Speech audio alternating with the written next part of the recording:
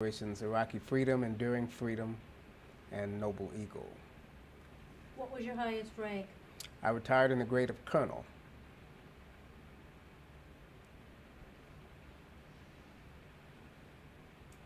Did you enlist? I did not. I came to the Air Force after graduating from the Air Force ROTC program at the University of Arkansas, and upon my graduation I was commissioned as second lieutenant in the Air Force. Do you recall the date? August 11th, 1981 was my actual commissioning date, and I came on active duty the following January. Why did you attend ROTC? A perfect storm of events, I guess you could say. I was a military brat. My dad served 21 years in the Air Force.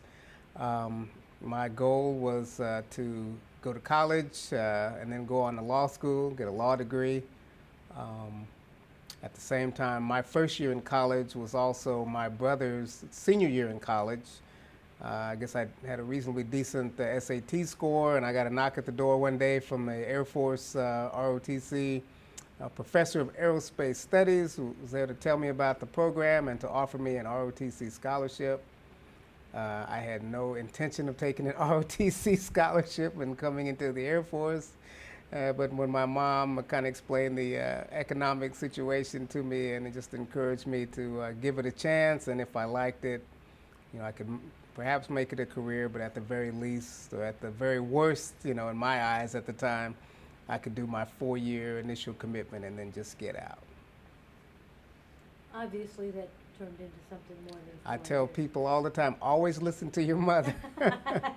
Always listen to your mother. That's absolutely about the best advice I've ever got, is coming to the Air Force. Now, your first days in the Air Force, because you went through ROTC, did you have to go through basic training? Not basic training, went to technical training at Keesler Air Force Base in Mississippi. In fact, a good friend of mine, and actually or a gentleman who wound up being the best man at my wedding, we went through ROTC together, got commissioned together, and we went to tech school together. So we actually drove from Arkansas to Keesler Air Force Base in Mississippi for our technical training in January of 1982. How long was the technical training, and what kinds of things did you learn? It was the basic administrative officers course, 6-week course, basically teaching us the fundamentals of the basic administrative career field at the time, how to deal with paperwork, that kind of thing. Did you know at that time that you were going to be in the administrative field? Yes, before we got commissioned, we basically were told which career fields we would be going into. Did you have any choice in that matter, or did the I Air did. Force decide? Yeah, they gave me a range of options. I think at the time, personnel, communications and computers, and admin.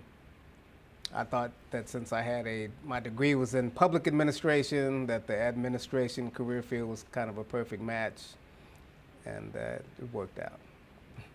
Where did you go after your technical training at Keesler Field?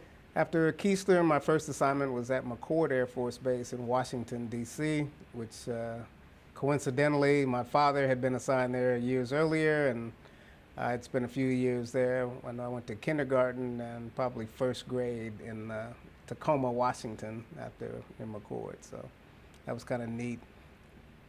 How long did you stay at McCord? About 18 months, or maybe a little over 18 months. I got there around February of 1982, and the rain kind of got to me, just the weather, constant rainfall. I knew I was in trouble when I passed a guy washing his car and it was raining. I said, probably it's time for me to go. I was single at the time. I called the personnel center and said, hey, where can I go and how soon can I get there? And they said there was an opening in Philippines for an admin officer.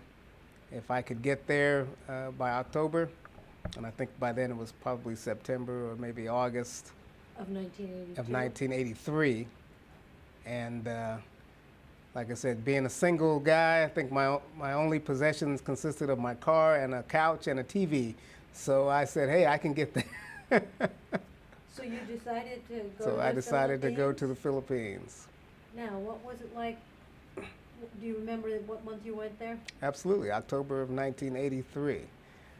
I can also recall that my pin-on date for my first lieutenant promotion was actually the day I was on the plane traveling to the Philippines. So I was traveling in uniform. About midway through the flight, I went in the bathroom, took off my second lieutenant bars, put on my first lieutenant bars, and continued the flight. So you basically pinned yourself. I pinned for your myself on promotion? the bathroom on the Flight to the on the flight to the Philippines.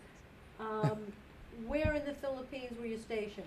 I was assigned to Clark Air Base. I was 3rd Civil Engineering Squadron. I was the squadron section commander for the 3rd Civil Engineering Squadron. And what duties did that entail? I worked closely with the first sergeant and the orderly room personnel to basically serve as the de facto commander for the morale, welfare, and discipline of the, I think we probably had about 500 members in our squadron. It was probably I think next to the communications squadron, it was the largest squadron that, well, next to the COP squadron and the comm squadron, we were the next largest squadron on base. So we had a lot of young guys in the civil engineering career field. I mean, used to tell people if they could figure out which end of the shovel to use, they could put them in CE. So we had a lot of young, not very savvy guys who found a lot of ways to get in trouble in the Philippines. So I stayed quite busy. I was the guy giving letters of reprimand, Article 15s, counseling, marriage counseling, sort of the whole gamut. So it was kind of a neat experience for a young lieutenant. Had your training trained you for those kinds of things? The administrative portion of it, yes. But the actual administering punishments to folks and understanding the ramifications to their careers, actually administratively separating people, until you start doing that, you really don't really have a good appreciation for how much power and how much responsibility that the Air Force at that time placed in fairly young people. Because like I said, I was a year and a half into my Air Force career, and I was administering discipline to, in a lot of cases, senior people, if not necessarily grade-wise to me, but age-wise. So it was kind of fun. What kinds of things did you do for the morale? Oh, we had all kinds of quarterly and annual awards programs that we administered. We had a morale fund. We had a little snack bar where we would raise money, and so we used the money that we'd raised through our snack bar fund to have annual picnics and cookouts and those kinds of things for not only the members but their family members who were over there with them as well. Now, in 1983, we were in peacetime. So what was life on Clark Air Force Base like at that time? Well, as a member of the Pacific Air Forces, so it's one of the forward, if you will, fighter commands. So always training going on base, different exercises in preparation for any kind of contingency. So we pretty much stayed in a training mode.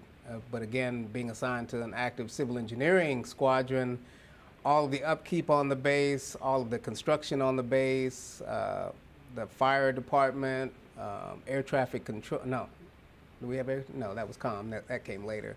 But the firefighters, the construction people, at that time, the maintenance and upkeep of the base was all pretty much handled by a civil engineering squadron. So. How long did you stay at Clark? 18 months. Left there in, 85, March or April of 85, and went to, where did I go from Clark? Scott Air Force Base in Illinois. And again, you had an administrative position? Right, I was an executive officer for the 1974th Communications Squadron at Scott Air Force Base. And what did your duties consist of there? Pretty much similar to the squadron section commander. In fact, I started as an exec officer and became squadron section commander at that squadron. So we had similar, the duties were similar, but the disciplinary aspect of it kind of went way down because you get a more professional workforce, a more highly technically skilled workforce, and they weren't as inclined to get into the types of, and there wasn't the type of temptations outside that there were at Clark. So the disciplinary piece of my job went down considerably. And how long did you stay at Illinois? I was in Illinois an additional about 3 years, but I left that section commander job after about a year, went to the Air Force Communications Command headquarters, which is also located there at Scott, and did where I worked officer assignments.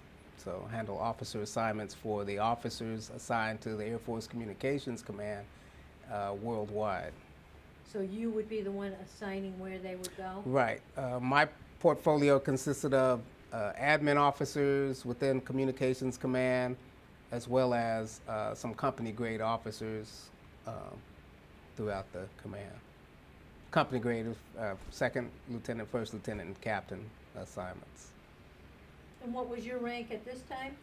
But I pinned on captain at Scott, so I was a captain there.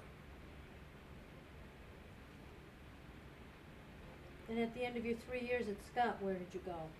Well, like I said, I was working officer assignments in my last tour there at Scott. So, you know, what kind of assignments guy would I be if I couldn't get myself an assignment to Hawaii? So my assignment was to Hawaii. Did 3 years at Pacific Command headquarters at Camp Smith in Hawaii, from '88 to '91.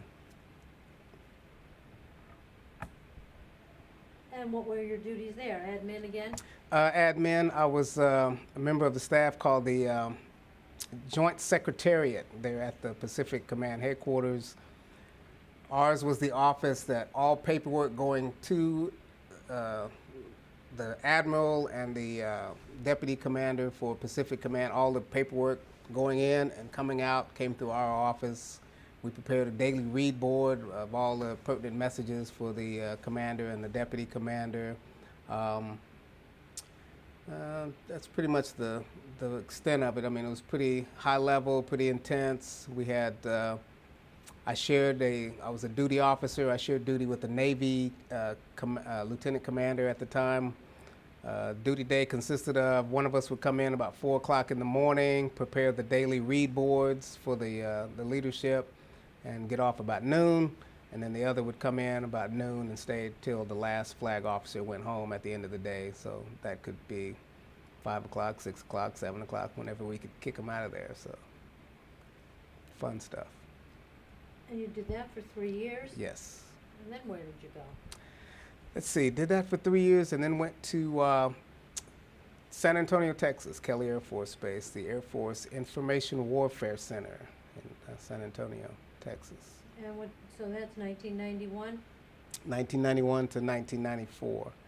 I did that. I was a squadron section commander for both the old Air Force Electronic Warfare Center, and then when they designated that organization to the Information Warfare Center, did that as well.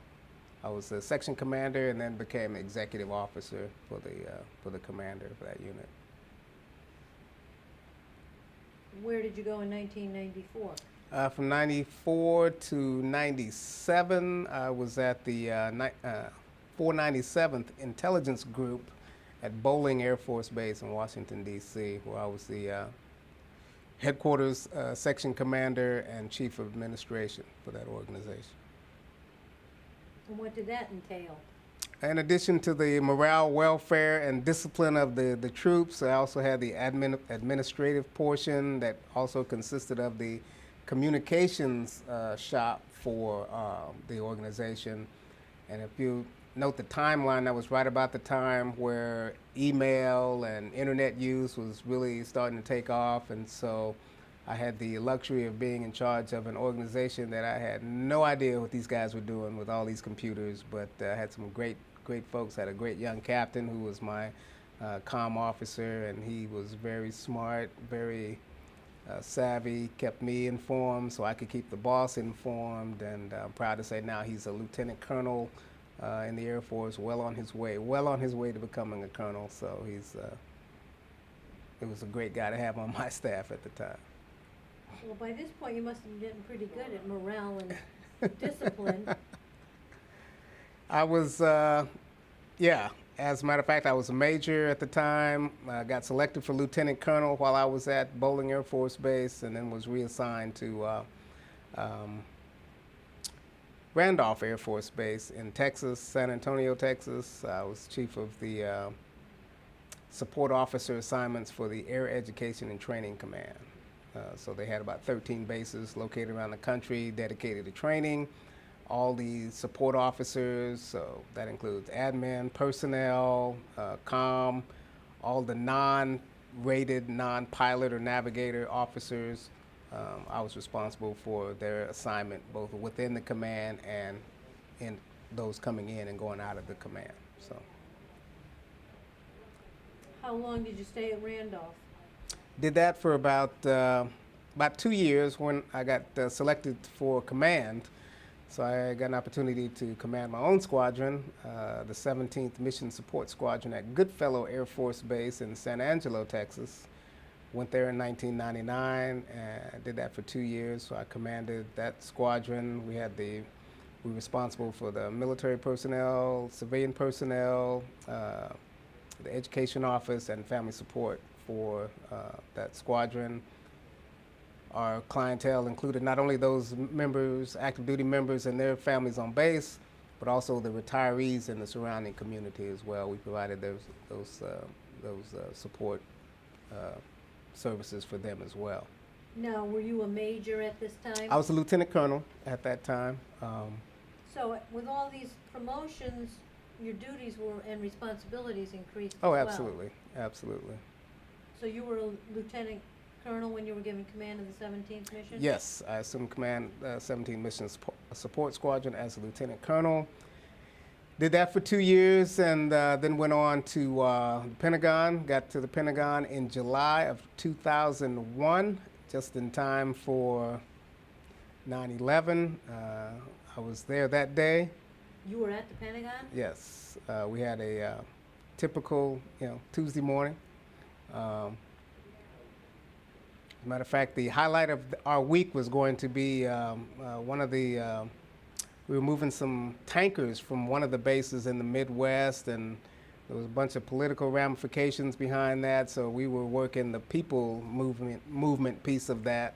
So obviously when I went to work that day, I was worried about how we were going to move these people out of this base, and then got word that, plane had gone into the World Trade Center, so we found the nearest TV down the hall, went and got to the TV about the time the second plane went into the World Trade Center, and by then, everybody figures, well, we know that's not an accident, and really before much longer, we heard the boom and the shake in the Pentagon, and then fortunately, at least for us, we were several rings essentially on the opposite side of the Pentagon from the impact of the plane, but obviously, fire alarms going off, and we're exiting the building. As we walked out of the building and kind of looked back, you could see, the smoke, and by then we never really did see flame, but we saw the smoke and could smell the, the burning oil and that smell is, kind of stays with you. But I was in an office with myself, and I had a major and a captain working for me. The major and I were actually watching the TV together when, we got the impact of the plane in our building. But the captain who was in our office was away from our section at the time, And so when we got outside, obviously our first thought was, where's Kevin? So and we were going to our rally point over in the Pentagon City Mall area, and it wasn't too long that when we were in place, he showed up. So we were kind of relieved to see that he was also safe. But that was a day that the best definition I've heard of it is surreal, and I guess that's kind of what it was, because when you got up to go to work that day, it was a typical day. The Pentagon is an office building. You don't expect to to have your life threatened in that fashion. And when you were watching TV and you were watching New York hit, did you have any thoughts that the Pentagon might be a target? No, none whatsoever. When the building shook and the boom happened, did you realize immediately you were under attack? Oh yes. Oh yes. What were your thoughts at that moment? Get out, get my people out, and make sure everybody, that we're responsible for is safe. Just get out. As we were going through the parking lot, someone came running back saying there was another plane headed our way. And so that helped us move a little more quickly to our rally point. And as it turns out, that other plane wound up going down in Pennsylvania. Now, you talk about a rally point. Is that a standard operating procedure that fire drill? I mean, in the event of a fire, we've had a few fire drills, up to that point. So we knew that in the event of fire, go to the Macy's, parking lot over at the Pentagon City Mall. So. Wow, that was quite an experience. It was. How long before you were allowed back in the Pentagon to your office? The next day. And what was that like? It was not pretty. The smell of smoke was so intense that Still. Although they asked us to come back to work the next day, we weren't in the office an hour before they just said, just go home. And I think we probably stayed out probably a week before we all came back. Kind of a personal note on that day, I guess there's, they say there's two kinds of people who walk into a room and turn the TV on, and then people who walk in and turn it off. My wife is the kind who turns the TV off. So she's a registered nurse, but that was her off day. So she was not working, and she was at home, no TV on. About mid-morning, she gets a call from my oldest daughter. And, oh, by the way, I had a kid in high school, one in middle school, and one in elementary school. So she gets a call from my high school daughter, Mom, have you heard from Dad? Is he okay? He's at work. Why wouldn't he be okay? Mom, turn the TV on. So she turned the TV on and saw what was going on. She got a little excited. But she had 3 trips to make. She had to go pick the kids up from school. So she went and got my oldest from high school, one from middle school, one from elementary school. By this time, no one has a cell phone that will work. So I'm in line at the payphone at the Pentagon City Mall, so I can make a call to let my, family know I'm okay. And so I finally get to the phone, make the call. She's not home. So I left the message on the machine. I'm okay. And then after I made that call, we still weren't allowed, back in the Pentagon, didn't know what was going on. And of course, I drove to work that day. So my car is sitting over in the Pentagon South parking lot, cordoned off by FBI. They won't let anybody get in. So I later made a call, walked over to, I think it was the Embassy Suites Hotel, and made a call to my mom to let her know.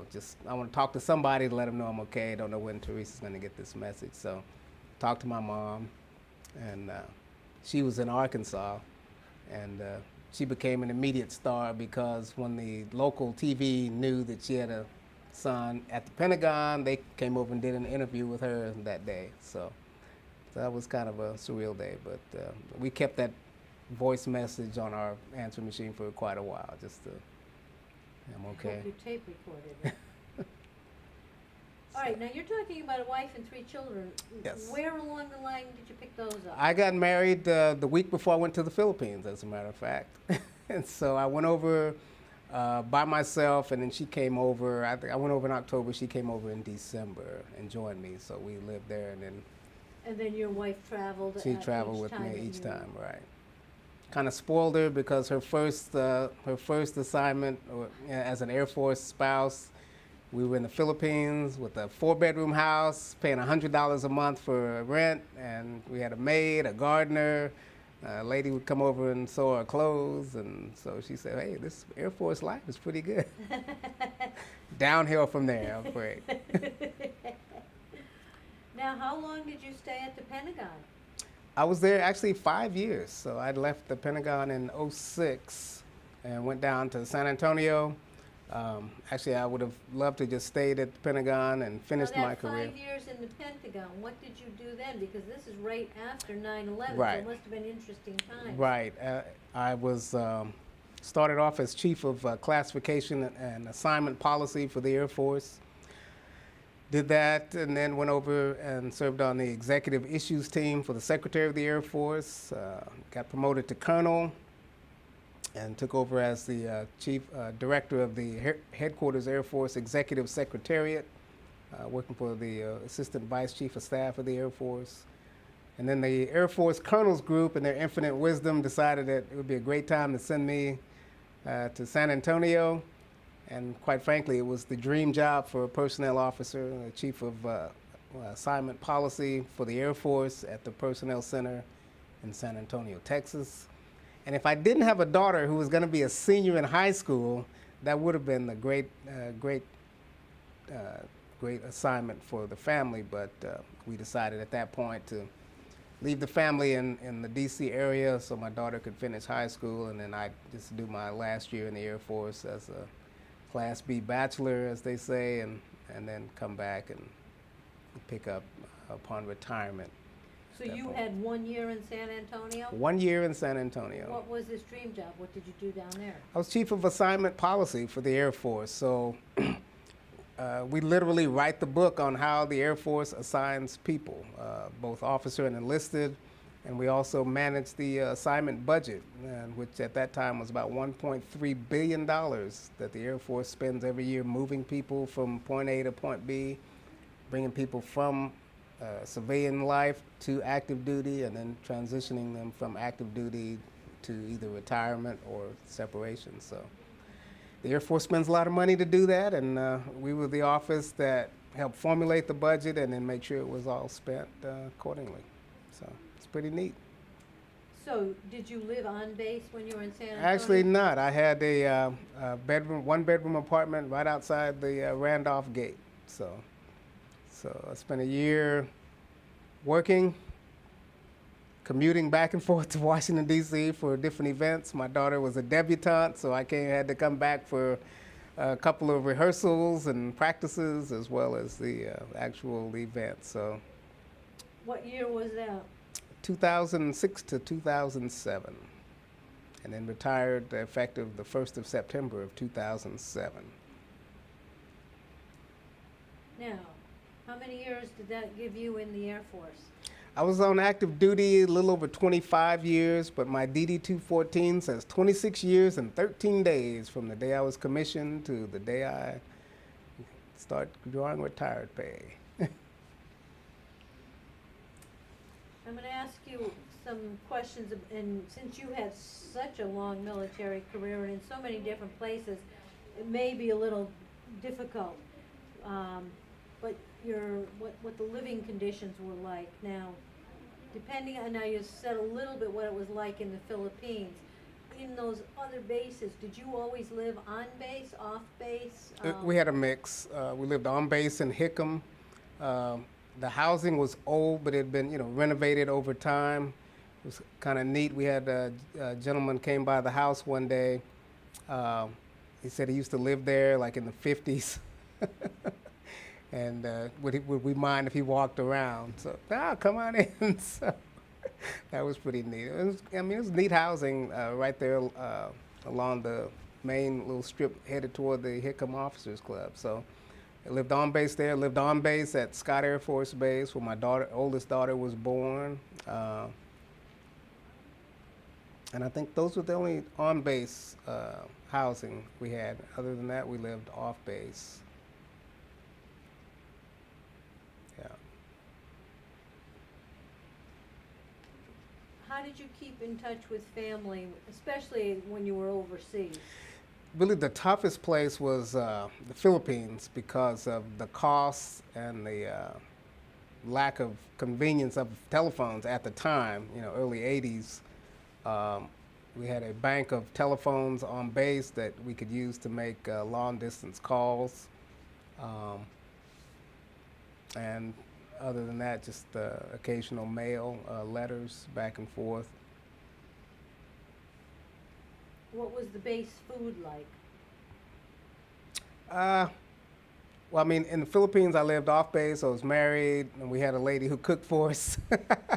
My newlywed bride was learning to cook at the time, but great cook now. And she's really turned to a great cook. But we have some neat stories about some of her earlier cooking experiments. But being the smart guy I was, whatever it was, it's great. It's great, dear. It's great stuff. Yeah, just. Throughout your military service, did you always have enough supplies of everything that you needed? Oh yeah, I again being the role I guess is executive support where most of my jobs came. So if I wasn't the supply person for the unit, I worked very closely with the supply person. Normally, I had a title that was either executive officer or commander or section commander. So when I asked for things, I had no problem getting them. So that was never a concern. How did you handle pressure or stress of the job? The first and probably which assignment had the most pressure? Yeah, the first boss I ever had told me that if you're not having fun, you're not doing it right. So I learned to find the fun in the job. The two most pressure-packed jobs I've had were obviously commander, because anything that happens on your watch, good or bad, the commander gets the credit or the blame. And I wasn't really worried about that, but I just wanted to make sure that the things I had control of, had positive outcomes. And then the job at the Pacific Command headquarters, where we were providing direct support to the commander-in-chief of the Pacific Command and the deputy commander. You want to make sure you get that right. The daily read boards that we prepared, I had a team of NCOs going through literally thousands of messages on a daily basis, and they had to pull out those that they deemed were of significant enough importance to get to the 4-star and the 3-star, and then they came to me, and then I got to make the final cut on, yes, this goes, no, this doesn't go, and that's one of those jobs where you don't want to be wrong. Did you have any major incidents where you were wrong? No, I'm proud to say that we pretty much got it right. We pretty much got it right. Did you do anything special for good luck? I learned to pray every day. That kind of came to me, but just being prepared. I learned, my dad told me going in, 20-year enlisted guy, said, hey, find a good NCO and listen to him. And so I made a habit of doing that. It really came natural to me. A lot of my fellow lieutenants at the time kind of hit the ground like I'm the lieutenant and they put me in charge of this section or whatever, and so I'm the know-it-all guy. And so I've never been one of those guys. I've never had a problem, admitting that I'm not the smartest guy in the room, but I can read, I can research, tell me where I can find the answer. And so just kind of working through that. Early on, I had a lot of, perhaps you might call it dead time, but I used that to read, research directives, instructions, guidelines, so that when a situation came up, if I couldn't recall an answer right away, I'd know, okay, well, I can find that in this instruction, this directive and whatnot. So, and kind of worked my way into kind of being the indispensable guy. You know, I don't know, but Dennis knows. And, you know, Dennis didn't know, but I know where to look. So we'd come up with an answer. So just kind of be prepared. And that's kind of what as I would mentor others, as I, you know, kind of gained rank, I would mentor others and try to help them along the way. You know, I always tell them, I don't know is, you know, don't be embarrassed to say I don't know, but that's only half an answer. I don't know, but I'll find out. That's the best answer. And so that's how I kind of lived my career, and that's how I kind of passed on to others how they can also be successful. Nobody knows everything, but, you know, particularly in this information age where you know, information's out there, you know, you can find it. So, What did you do for entertainment? I'm embarrassed to say that I came to golf late in life. But What's late in life when you were at the Philippines? no, actually, when I was in the D.C. area. So I had an assignment in the Philippines, an assignment in Hawaii, and never picked up a golf club in anger at either one of those assignments. But, you know, doing activities with the family, the kids, church activities, those kind of things as you kind of go along. What did you get for leave? Did you have regular, you know, how people have 2 weeks vacation? Right, right. I mean, walked in the door. I mean, military, 30 days of leave every year. So, I mean, you can you know,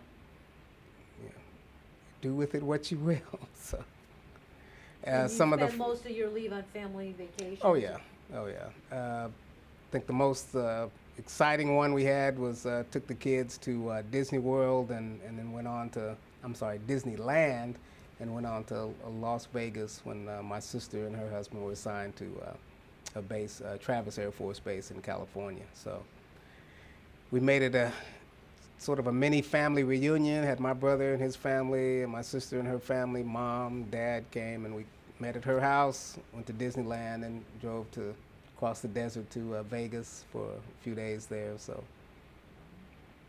fun stuff. Were you awarded any medals or citations? Yes. Along the way, I've got probably 3 or 4 meritorious service medals, a couple of defense meritorious service medals, and my final award when I retired, I was awarded the Legion of Merit.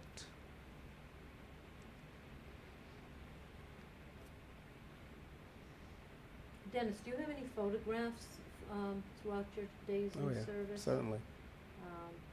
And I may see about if we can get some of those scanned in and sent to us so we can Certainly. put in the Library of Congress. Certainly. What was your opinion of fellow officers? Some of the smartest, bravest, just great examples of people that you'd ever want to meet. Talk a lot about my first boss. His name was Lieutenant Colonel A.C. Moran. He was a pilot, flew C-141s. He was commander of the C-141 squadron up at McCord. Just recruiting poster, image guy, big guy, but never saw him raise his voice, you know, in anger at anyone, including me, you know, as a young lieutenant trying to learn the ropes. And he was just one of many examples, but, you know, him being my first boss just had that kind of, that searing memory, and he was just really the kind of officer that I always, you know, kind of aspired to be. Just, he knew his stuff. He helped the folks in his squadron be the best that they could be. So he, a good example, one of many that I was fortunate to serve with. What was your opinion of the enlisted men that you were in charge of? Again, some of the brightest, technically savvy, having come from a family of, you know, enlisted. My dad was a tech sergeant. I certainly appreciated the work that they did. and just tried to follow Dad's advice and find a good NCO and listen to what they said, and that served me well. Did you stay in touch with any of your fellow Air Force men after you left the Oh yeah, service? oh yeah, still do. Do you have any kind of reunions? We don't have reunions per se, but occasionally one of them will be in the D.C. area, and I'll get together with with a dinner or something. And then when I'm fortunately in the job I have now, I get to do a lot of travel. So when I'm in a city near one of my guys, I'll at least let them know I'm coming, and if it's we can hook up, we do that too.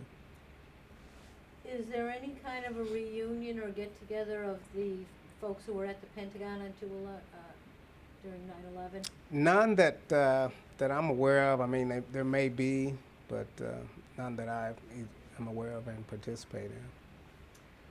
Do you recall your last day in service? Absolutely. What was that like for you? After being in for a long time, that had to be something. It was kind of neat because, like I said, I retired from San Antonio, Texas, and was coming back to the D.C. area, and my last day was actually on the road. So I was driving from San Antonio, and I decided to stop halfway home. Well, it wasn't halfway, but I stopped in Biloxi, Mississippi, at Keesler Air Force Base. So I spent my last day at the Keesler Visiting Officers Quarters. Did you do that intentionally? I did. Because that's where you I had did. started out? I did. What was the date of that? That would have been, let's see, that would have been a good date to hold on to, but it was the end of June of 2007. Well, you're so great at all the other dates remembering. Now, you had decided that you liked the D.C. area, and that's where you were going to live after retirement from the Air Force? Again, one of those perfect storms type of events. By that time, I had a house I couldn't give away. And with my middle daughter graduating from high school, getting ready to go to college, the house really was the main factor that kept us from moving. But as it turns out, we wanted to keep the youngest daughter in a network of friends that she'd already developed through the years as well. So that just kind of worked out. What did you do in the days and the weeks after you got out of the service? A lot of golf and a lot of job hunting. And so that kind of led to the job I'm doing now as Director of Veterans Employment for the Department of Veterans Affairs. How did you fall into that?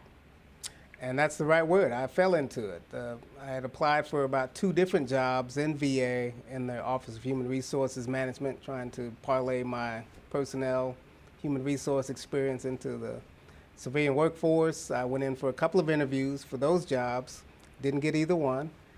Meanwhile, the secretary had announced the creation of this new service.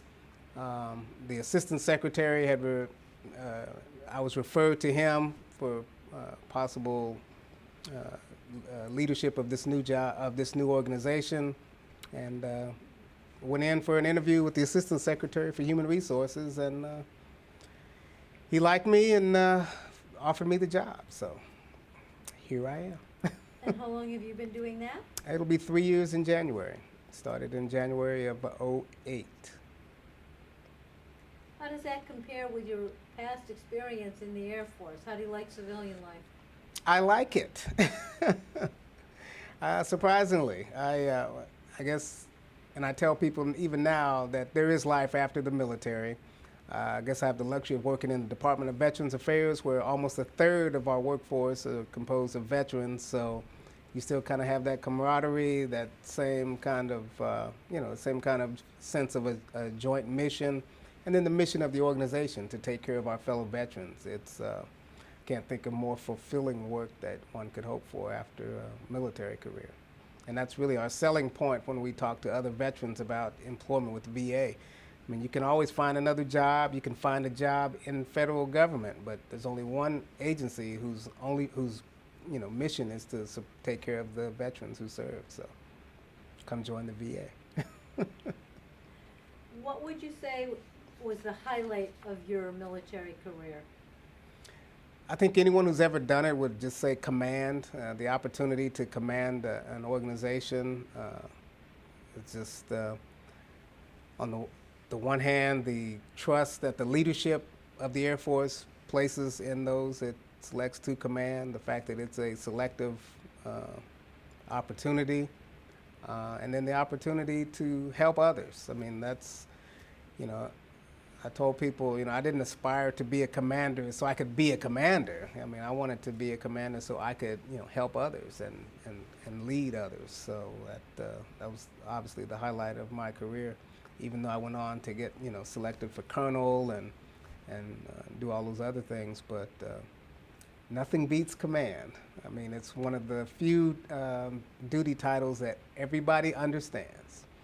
I told you I was a section commander, an executive officer. You said, well, what is that? But when I tell you I was a commander, everybody gets that. No regrets about not being a lawyer? None at all. None at all. Did your military experience influence your thinking about war or about the military in general? Gave me a greater appreciation for those who serve, particularly in at the time of the all-volunteer force. While I appreciate our brothers and sisters who were drafted, everyone serving now and everyone basically I served with and came into an all-volunteer force. And so even now that we have conflicts going on, people still raise their right hands and want to come and serve. And it gives me a great appreciation for that. How did your service and experiences affect your life? I can't imagine where I would be both personally and professionally now without the experience of serving. The chance to not only travel to exciting and exotic locations, but to meet basically some of the finest people I think the nation has to offer, and to be able to call them my friends and my brothers and sisters. That's powerful to me, and I can't even imagine what kind of person I would be without having served. So. What do you believe the effect on your family and family life is if you're in the service? And I know you said you were a military brat yourself. What are your views on that? I think it strengthens them and it makes them more prepared to go into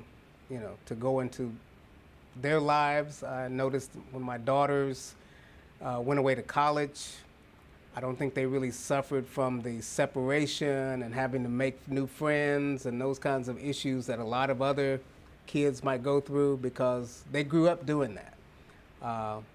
They grew up getting picked up, plucked down, and say, okay, this is home now, kind of make it work. And so going off to college for them was an opportunity to make new friends, do experience new things. So I think the military experience of moving every 2 or 3 or 4 years was good preparation for that. Along the same lines, I think both from a diversity aspect of it, I know, my kids, when I look at pictures of them and their friends, both growing up and even now, their friends don't necessarily all look like them. Men and women, as black, white, American Indian, Asian, Hispanic, they don't make friends based on what a person looks like. They are more interested in getting to know a person as an individual and then making the decision, okay, I can be your friend or not. So I think that military experience definitely laid that groundwork for them and that framework for them. So I think they'll be more successful as they go through life. Dennis, do you have any memorable experiences that you haven't told me about that come to mind during your military career? No, my one deployment, I get a kick out of telling people, I deployed to the Gulf, actually the Gulf of Mexico, as part of Operation Noble Eagle. After 9/11, the North American Air Defense initiated Noble Eagle, basically to make sure air travel was safe. And so What did you do for that? I was the J1 personnel guy for the Noble Eagle down in Tyndall Air Force Base in Florida, and so I was working with one of the Air Force Reserve lieutenant colonels who was assigned to Tyndall, and the deployment took me down there to basically serve as his right hand. And so making sure that we were accounting for all the Guard and Reserve folks who had been activated as a result of Noble Eagle, where they were conducting missions around the country, and basically doing personnel accountability for them. So, and that was pretty neat because I got notified that they needed somebody in place on a Monday, and that was like, you know, a Thursday. So, Dennis, they need you? Okay, bye. So I'll go do that. How long were you on that? 90 days. So it's about, 90 days. And that was around 02 to 2002, from February to, I think, May of 2002. And again, that was when we were still sorting out, you know, what was really going on with the, you know, the global war on terror. And so it was sort of uneasy days, but got a chance to go down there and see a mission that I didn't even know existed until I got there. But neat. Is there anything else that you'd like to add that I have not covered? No, you know, just, you know, thanks for the opportunity. I, you know, don't get a chance to tell these stories because nobody wants to hear them. Nobody wants to hear them, but Well, I that's want to fine. thank you for the opportunity to interview, and I want to thank you for your service. Thank you, Eileen. My pleasure. Did it, how many minutes am I down to? I have You had 8? Oh, I was getting worried I was getting close.